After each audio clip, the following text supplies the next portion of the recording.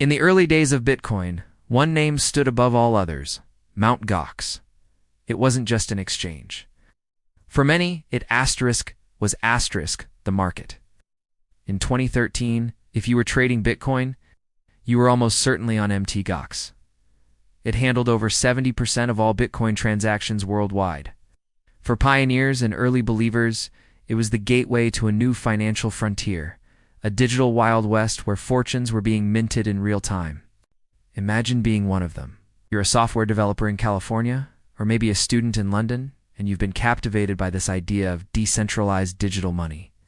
You've read the white paper, you've mined a few coins on your laptop when it was still possible, and you've EVA'd watched with a mix of excitement and disbelief as the price climbed from pennies to dollars, then to tens, and then hundreds of dollars. Mt. Gox was your portal. The interface was clunky, the service often slow, but it worked. You'd wire your money in, watch it appear in your account, and buy your first fraction of a Bitcoin. The feeling was electric. You weren't just investing.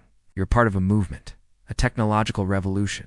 Your account balance on that screen wasn't just numbers. It was a stake in the future. You'd check it daily, watching the value fluctuate wildly. You'd tell your friends, who would look at you with a mix of confusion and intrigue.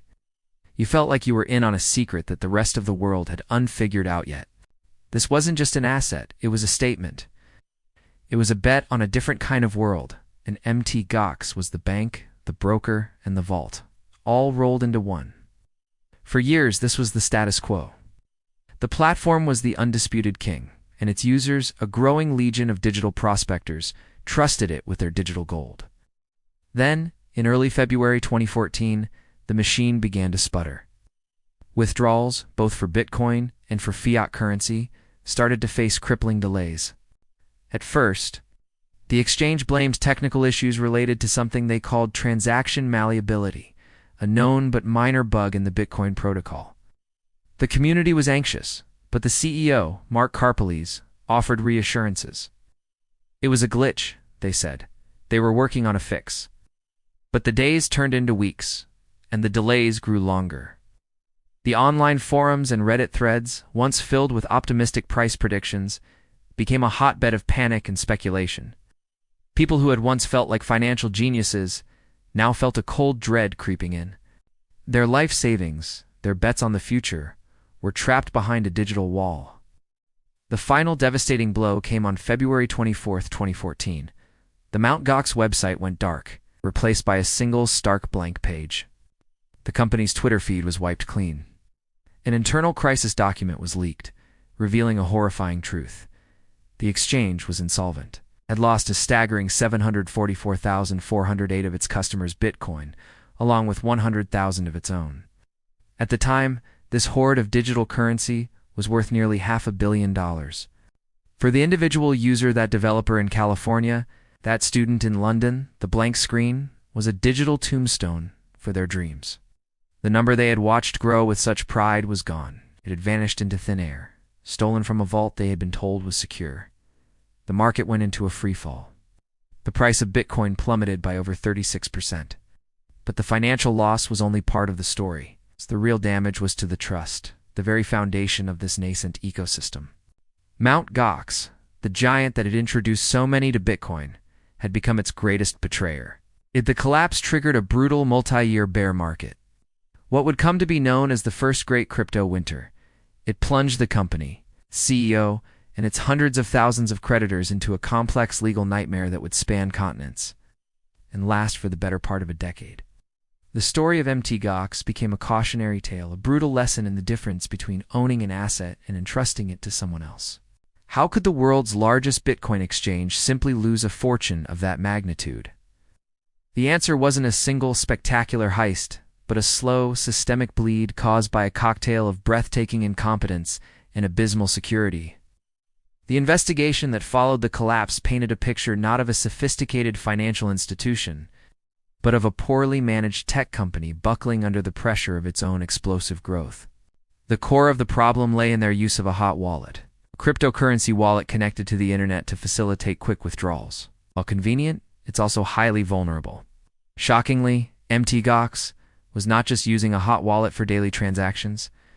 It was allegedly processing nearly all transactions through it, with very little of its massive reserves kept in cold storage or offline, away from the reach of hackers. This created a gaping security hole. Over a period of years, starting as far back as 2011, hackers had been quietly siphoning coins from the exchange. The thefts were slow and methodical, small enough to go unnoticed amidst the chaos of a burgeoning and volatile market. The internal controls were so weak, and the accounting so opaque, that the company's management was effectively flying blind. They didn't have a clear, real-time picture of their own holdings. They were losing millions of dollars worth of Bitcoin, and were, for a long time, completely unaware of the scale of the disaster unfolding under their noses. The transaction malleability issue they had publicly blamed was, in reality, a smokescreen. While a real but minor bug, it was used as a convenient excuse to halt withdrawals and buy time while they scrambled to understand the true depth of the black hole in their balance sheet. The crash wasn't an event. It was the final public discovery of a rot that had been festering for years. The fallout from Mt. Gox taught the crypto world a series of painful but invaluable lessons, forging a new set of best practices from the ashes of the old. The most fundamental lesson is one of the oldest adages in the space: not your keys, not your coins. When you leave your cryptocurrency on an exchange, you do not truly own it. You own an IOU from that company.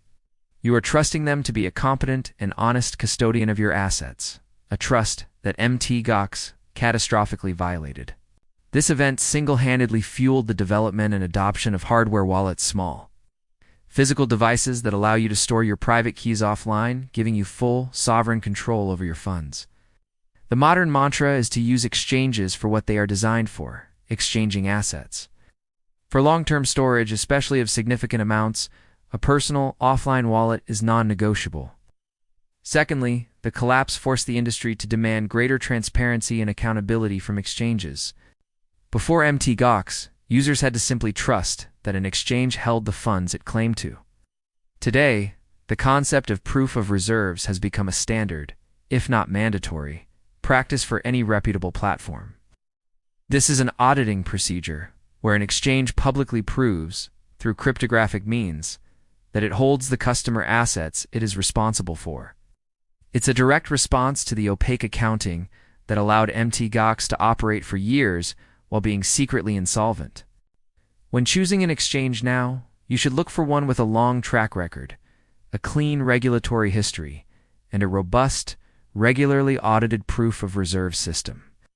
Finally, the Mt. Gox saga is a stark reminder to never treat an exchange like a bank account. Unlike traditional banks, which have government-backed deposit insurance, most cryptocurrency exchanges do not.